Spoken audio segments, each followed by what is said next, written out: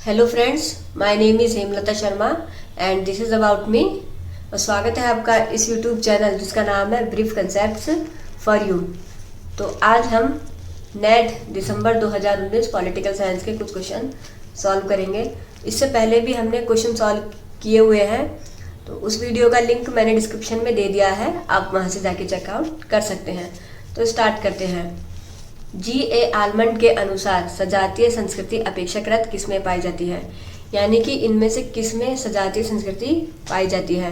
विकसित देशों में, अविकसित देशों में, विकासशील देशों में या सर्वाधिक अल्प विकसित देशों में? तो इसका सही आंसर होगा विकसित देशों में। नेक्स्ट क्वेश्चन, निम्नलिखित में से कौन सा कार्य राजनीतिक दलों का नहीं है? सामाजिकरण एवं भर्ती, हितों की अभिव्यक्ति, हितों का समूहन या नियम अधिनिर्णयन? तो जो पॉलिटिकल पार्टीज है उनका काम नियमों का अधिनिर्णयन करना नहीं होता है। नेक्स्ट, निम्नलिखित में से कौन सा अभिकथन गलत है, यानी कि इनमें से कौन सा कथन गलत है? वैश्वीकरण का तात्पर्य अर्थव्यवस्था का अंतर्राष्ट्रीयकरण है, बिल्कुल सही। वैश्वीकरण बाजार अर्थव्यवस्था पर बल देता है, बिल्कुल सही। वैश्वीकरण अर्थव्यवस्था की निगरानी के लिए अंतर्राष्ट्रीय संस्थाओं को बढ़ावा देता है, बिल्कुल सही। वैश्वीकरण संकीर्ण संस्कृति को बढ़ावा देता है, ये गलत। अब आगे आता है 24 क्वेश्चन। निम्नलिखित में से किसने society for right to die with dignity का गठन किया? जयप्रकाश नारायण ने, मीनू मसानी ने, कृष्णा अय्यर ने या मेधा पाटकर ने? तो इसका सही आंसर होगा मीनू मसानी।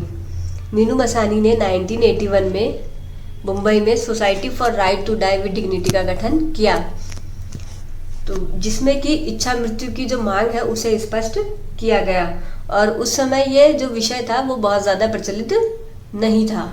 मीनू मसानी जो है वो सांसद भी रह चुके हैं और इनका ये जो है जो स्वतंत्र पार्टी है उसके प्रमुख लीडर भी रह चुके हैं। अब आगे आता है नेक्स्ट क्वेश्चन। प्राकृतिक एवं परंपरागत असमानता के बीच किसने विभेद किया है, यानी कि प्राकृतिक और जो परंपरागत असमानता है उसके बीच किसने डिवाइड किया है? हॉब्स ने, लॉक ने या रूसो ने या बेंथम ने? तो इसका सही आंसर होगा रूसो जो कि एक बहुत प्रमुख, बहुत फेमस राजनीतिक विचारक है। क्योटो प्रोटोकॉल कब लागू हुआ? 1997 या 2000 में या 2005 में या 2006 में? तो इसका सही आंसर होगा 2005। जो क्योटो प्रोटोकॉल है वो एक अंतर्राष्ट्रीय संधि है और जो ये संधि है वो देशों के बीच में जो गैस उत्सर्जन होता है उसे कम करने के लिए है। इसे क्योटो, जो कि एक जापान का शहर है, में 11 दिसंबर 1997 में अपनाया गया था। और जो ये है क्योटो प्रोटोकॉल है ये 16 फरवरी 2005 से लागू हुआ। अब आता है 27वां क्वेश्चन। अंतर्राष्ट्रीय श्रम संगठन किस वर्ष में संयुक्त राष्ट्र संघ की विशिष्ट एजेंसी बना? 1945 में, 1946 में, 1947 में या 1948 में? तो इसका सही आंसर होगा 1946।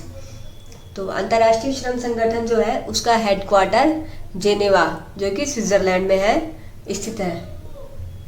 और इसकी स्थापना जो है वो 1919 में हुई, यानी कि फर्स्ट वर्ल्ड वॉर के बाद हुई।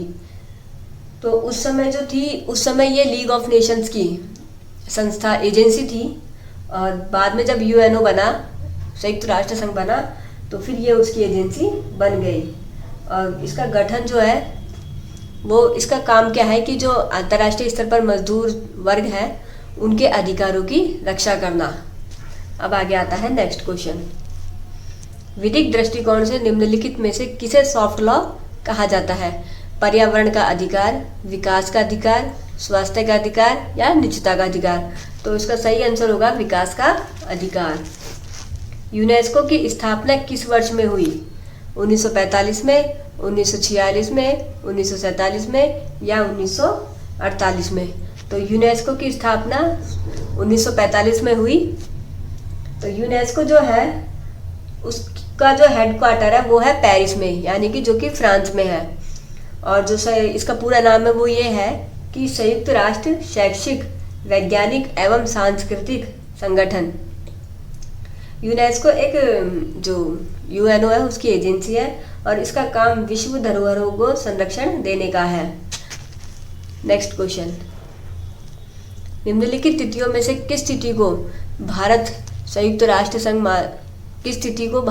राष्ट्र मानव अधिकार परिषद का सदस्य बना? यानी कि इनमें से कौन सी डेट को भारत संयुक्त राष्ट्र मानव अधिकार परिषद का सदस्य बना? 1 अगस्त 2019, 1 जून 2019 या 1 जनवरी 2019 या 1 जुलाई 2019? तो इसका सही आंसर होगा 1 जनवरी 2019। भारत 1 जनवरी 2019 को संयुक्त राष्ट्र मानव अधिकार परिषद का सदस्य बना। इसकी अवधि 3 वर्ष की होती है और इसका हेडक्वार्टर जेनेवा में है, जो कि स्विट्जरलैंड में है, और इसका कार्य मानव के जो अधिकार है उनकी रक्षा करना होता है। नेक्स्ट क्वेश्चन, संस्कृतिकरण शब्द की रचना किसने की? M.N. श्रीनिवास ने, M.S. गोवलकर ने या S.P. मुखर्जी ने या एंद्रे बेते ने? तो संस्कृतिकरण शब्द की जो रचना है वो M.N. श्रीनिवास ने की। जो इनका पूरा नाम है मैसूर नरसिंहाचार्य श्रीनिवास है और ये एक सुप्रसिद्ध समाजशास्त्री हैं और इन्होंने प्रबल जाति की अवधारणा का प्रतिपादन भी किया। नेक्स्ट क्वेश्चन, राष्ट्रपति द्वारा अध्यादेश जारी करने की शक्ति भारतीय संविधान के किस अनुच्छेद द्वारा प्रदत्त की गई? अनुच्छेद 123, अनुच्छेद 221, अनुच्छेद 222 या अनुच्छेद 223? तो इसका सही आंसर होगा अनुच्छेद 123।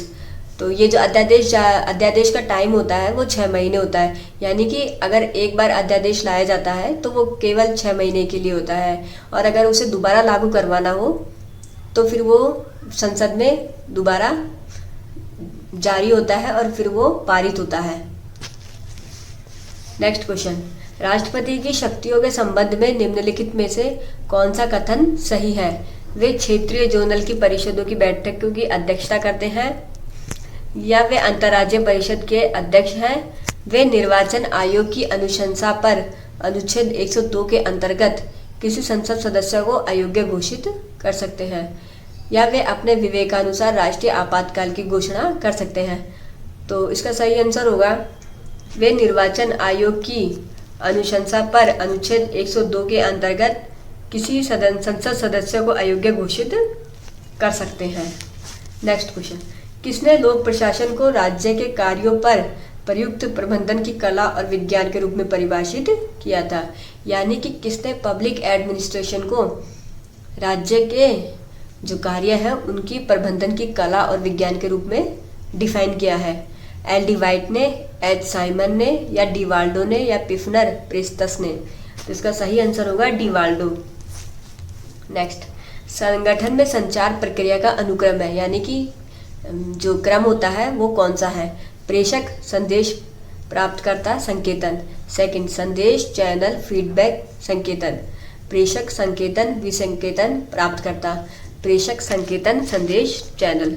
तो इसका सही आंसर होगा पहले प्रेषक होता है, फिर संकेतन होता है और फिर संदेश होता है और फिर चैनल। नेक्स्ट क्वेश्चन, किसने नेतृत्व को अधीनस्थों को लगन और विश्वास के साथ कार्य करने के लिए प्रेरित करने की प्रबंधक की योग्यता के रूप में परिभाषित किया है? यानी कि किसने लीडरशिप को अधीनस्थों को लगन और विश्वास के साथ कार्य करने के लिए जो प्रबंधक है उनकी योग्यता के रूप में डिफाइन किया है? कूटज और O'Donnell, Chester Barnard, MP Follett या पीटर ड्रकर? तो इसका सही आंसर होगा कूटज और ओडोनेल। नेक्स्ट, भारत में पंचायती राज निकायों के लिए निर्वाचन किस संवैधानिक प्रावधान के अधीन कराए जाते हैं? अनुच्छेद 243J, अनुच्छेद 243K, अनुच्छेद 243L, अनुच्छेद 243M? इसका सही आंसर होगा अनुच्छेद 243K। Towards a new public administration Minnowbrook पुस्तक के संपादक का नाम बताइए। यानी कि जो ये पुस्तक है उसके राइटर कौन है? James Charlesworth, Frank Marini, W.F. Willoughby या फ्रैंक जे गुडनाउ? तो फ्रैंक मैरिनी ने towards a new public administration Minnowbrook पुस्तक लिखी। कौन सा संवैधानिक प्रावधान ग्राम सभा के गठन से संबंधित है? यानी कि इनमें से कौन सा जो अनुच्छेद है वो ग्राम सभा के गठन से रिलेटेड है।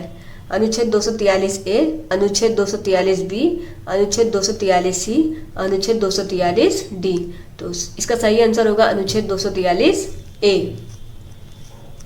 निम्नलिखित में से कौन से प्रकार का नीति मूल्यांकन उसके आधारभूत उद्देश्य की प्राप्ति की सफलता के स्तर को निर्धारित करने पर बल देता है? कार्यक्रम रणनीति मूल्यांकन, कार्यक्रम प्रभाव मूल्यांकन, परियोजना की निगरानी या लागत लाभ विश्लेषण। तो इसका सही जवाब होगा कार्यक्रम प्रभाव मूल्यांकन। Thank you. अगर आपको ये वीडियो पसंद आया तो प्लीज़ लाइक कीजिए, शेयर कीजिए और चैनल को सब्सक्राइब करना ना भूलें।